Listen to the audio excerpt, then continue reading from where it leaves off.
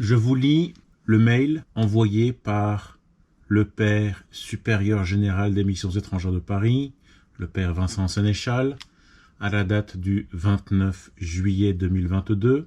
Bonjour Timothée, merci d'être venu hier matin aux missions étrangères rencontrer le père François-Xavier Or, responsable MEP du Japon, le père Étienne Frécon, vicaire général MEP, et moi-même le supérieur général MEP. Je vous redis combien je suis effaré et atterré de ce que j'ai entendu et mesure tout le mal fait à Timothée par le missionnaire MEP mis en cause. Comme dit hier, je fais faire un signalement au procureur de la République par notre conseil juridique. Je vous ai incité, Timothée, à porter plainte. J'ai demandé au missionnaire mis en cause de rentrer immédiatement à Paris et dès qu'il arrivera sur le territoire national, après l'avoir interrogé, je vais l'inciter à aller se présenter aux autorités judiciaires. Les justices civiles et canoniques doivent passer. Comptez sur moi pour ne rien mettre sous le tapis. Vous trouverez ci-dessous le texte que je vous ai remis hier et qui contient ce que je vous ai dit oralement. J'ai bien noté les demandes que vous avez exprimées, Timothée, à l'égard des MEP, c'est-à-dire rencontrer avec moi-même, Père Sénéchal, le nonce apostolique Monseigneur Migliore, qui est le représentant du pape en France. Je réponds maintenant, cela n'a jamais été fait. Rencontrer, accompagné par moi-même, Père Sénéchal, tous les partenaires sexuels dont le Père Philippe a donné la liste, en particulier le Père Gilles, évêque auxiliaire Gilles, le frère Éric et le Père spirituel Jean-Louis. Je dis la réponse maintenant, cela n'a jamais été fait. Pour sûrement une bonne raison, mais je précise quand même. Que l'on organise une confrontation entre vous, Timothée, et le Père Philippe, la réponse, je vous le dis, cela n'a jamais été fait. Comme convenu hier, nous prenons le temps de la réflexion et je vous rendrai réponse dans quelques jours concernant ces demandes. Respectueusement, Père Sénéchal.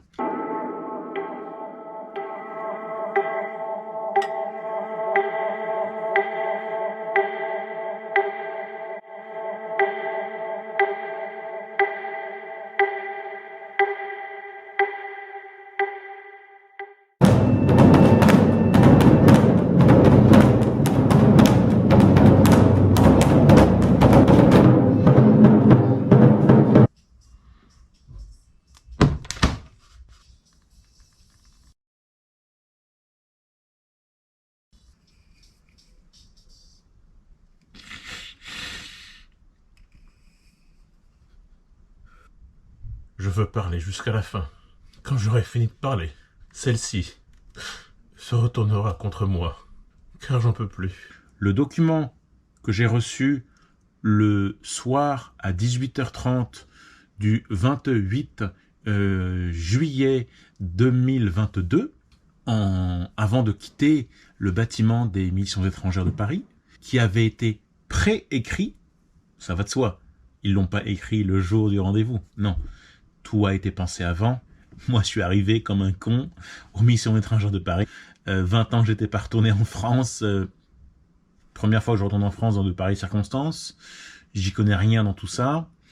Le père Vincent Sénéchal me dit que, dit à tout le monde que j'ai une famille et un toit. Bah, oui, j'ai une famille et un toit.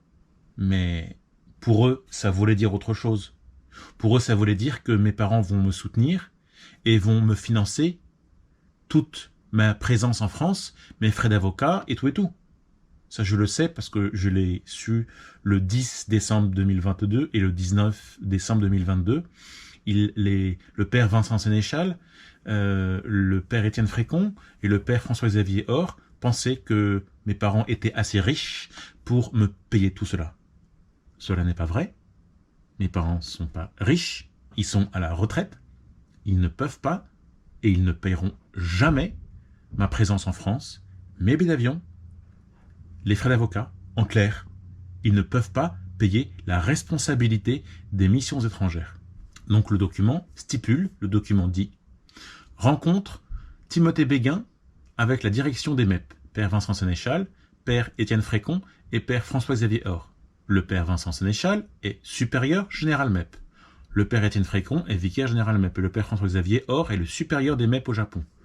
Compte tenu des propos exprimés par les pères Vincent Sénéchal, Étienne Frécon et François-Xavier Or, concernant les faits qui se sont passés avec le père Philippe et le mal qu'il vous a fait, nous vous remercions d'avoir fait en sorte que le père Philippe se réveille et découvre son passé.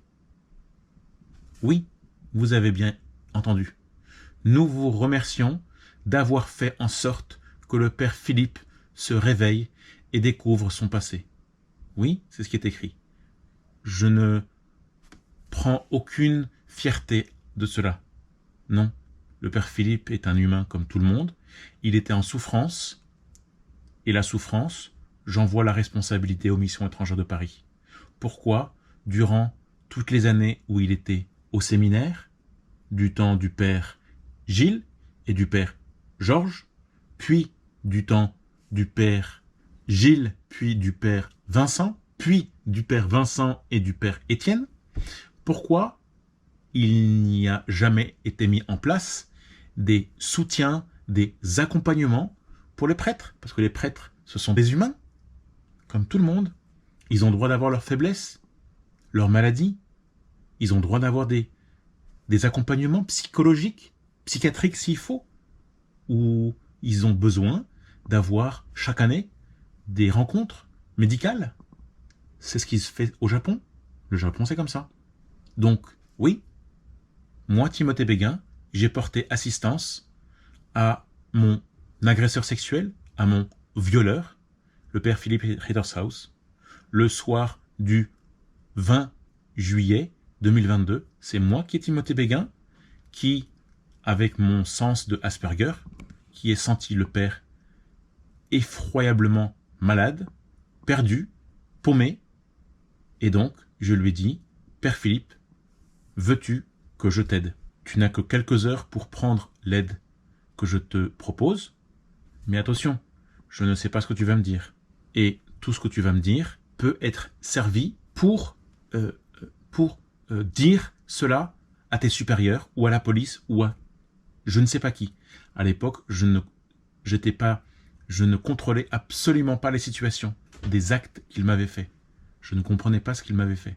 Je rappelle et je remercie, à l'époque, c'est-à-dire le 23 juillet, le 25 juillet et le 28 juillet, c'est les pères Vincent, Étienne et François-Xavier qui m'ont soutenu, accompagné par vidéoconférence depuis le Japon et la France, puis en France, pour affronter, pour parler, pour m'écouter, mais uniquement au regard de la loi française. Or, les faits, je le répéterai sans cesse, même si ça vous embête, même si ça vous casse les oreilles, les faits ont été au Japon, et le père Philippe et moi, on vit au Japon. Donc, cela a un lien avec la justice japonaise. Oui, je sais, mesdames et messieurs, on est français, mais moi je ne vis pas en France. J'ai fui la France à cause du mal de ces pervers sexuels qui s'appellent Olivier, William. Je continue. Nous sommes terriblement choqués des faits graves que vous nous avez rapportés et sincèrement désolés de la souffrance pour vous qui découle des faits que décrivez. Vous nous avez dit et décrit suffisamment d'événements graves pour que nous fassions un signalement à la justice et nous sommes en train de le faire. Nous vous incitons à porter plainte vous-même. Quand nous allons recevoir le père Philippe demain, c'est-à-dire le 30 juillet, pour la petite histoire, le père Philippe devait rentrer plus tôt. Le père Philippe est une personne qui est un peu désordonnée dans la tête. Il avait oublié depuis déjà plusieurs mois de remettre à jour son passeport. Mais bon, c'est la petite histoire. Donc, quand nous allons recevoir le père Philippe demain, nous allons aussi lui demander de se présenter aux autorités judiciaires. Maintenant, c'est la justice qui va faire son travail. Il va y avoir une procédure. Il va falloir laisser les enquêteurs faire leur travail et la justice faire son travail. On ne se fait pas justice soi-même. Et pendant tout le temps où les enquêteurs et la justice travaillent, il ne faut pas, vous qui êtes victime, vous entriez en contact avec le père Philippe, ni par mail, ni par message, ni par téléphone ou autre moyen. Nous allons interdire au père Philippe d'entrer en contact avec vous. Concernant la liste de partenaires sexuels dont le père Philippe vous a parlé, sachez que maintenant que vous nous l'avez transmise, on ne va pas mettre sous le tapis. Mais on ne va pas non plus entrer en contact avec ces personnes sur ce sujet, ni rendre publique leur vie privée. Sinon, nous serions exposés à être amenés devant la justice par ces personnes. En France, le fait de révéler la sexualité de quelqu'un, entre parenthèses, ce qu'on appelle outing, je comprends toujours pas ce mot, je comprends toujours pas ce que ça veut dire, enfin moi, contre son gré est considéré comme une atteinte à la vie privée et on peut être condamné par la justice. Excusez-moi, moi je mets une petite parenthèse là-dessus. Les prêtres, ils n'ont pas vraiment de vie privée. Alors, moi ce que je dis, ça a du bon, ça a du mal pour ces malheureux prêtres. Je le considère vraiment malheureux prêtres dans le bon sens du terme. Ils se sont engagés à vie pour Dieu. Donc ce qui veut dire qu'ils n'ont pas d'heures de travail. Vous me dites si je me trompe. Mais le jour où un prêtre aura des heures de travail, les poules auront des dents. Et les prêtres ne peuvent pas être homosexuels et pratiquer l'homosexualité. Ben non. C'est comme ils ne peuvent pas être hétérosexuels et pratiquer l'hétérosexualité. Ben non. Sinon, vous ne connaissez pas le mode d'emploi de la prêtrise, enfin d'être prêtre. Enfin, excusez-moi, mais... Pour autant, on ne va pas mettre ce que vous nous avez dit sous le tapis, puisque vous nous avez saisis sur ce sujet, et donc on va signaler ces informations à notre hiérarchie. Attendez, ces informations à notre hiérarchie. Donc au-dessus des MEP, il y a encore quelqu'un? Peut-être. Moi je ne sais pas, je ne connais pas. La procédure du droit de l'Église, qu'on appelle le droit canonique, suivra son cours concernant ces personnes. Maintenant que vous nous avez transmis ces informations concernant ces personnes, vous pouvez avoir l'esprit tranquille.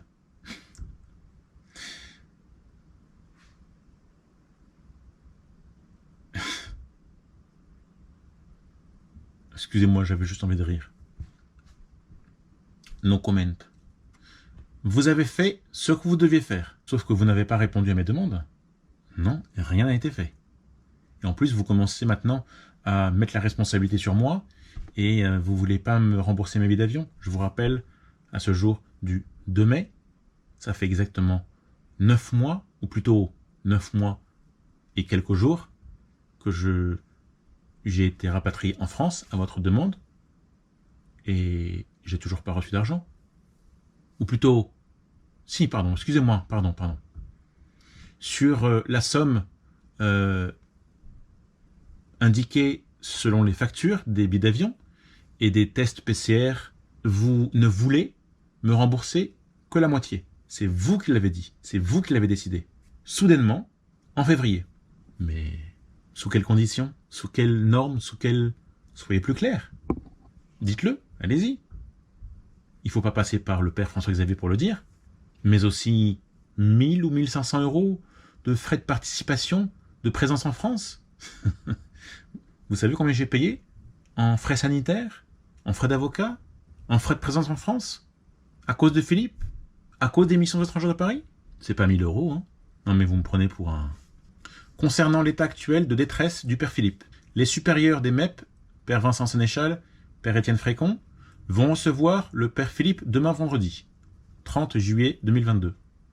Nous allons aussi lui demander de se présenter aux autorités judiciaires, mais on a aussi prévu un lieu de résidence où il pourra être accompagné et ne pas être seul, car dans son état, on peut craindre qu'il se laisse submerger par des pensées néfastes. Oh putain. Donc, on a prévu de l'accompagner au mieux. Soyez tranquille pour lui. Père Vincent Sénéchal. Et moi ?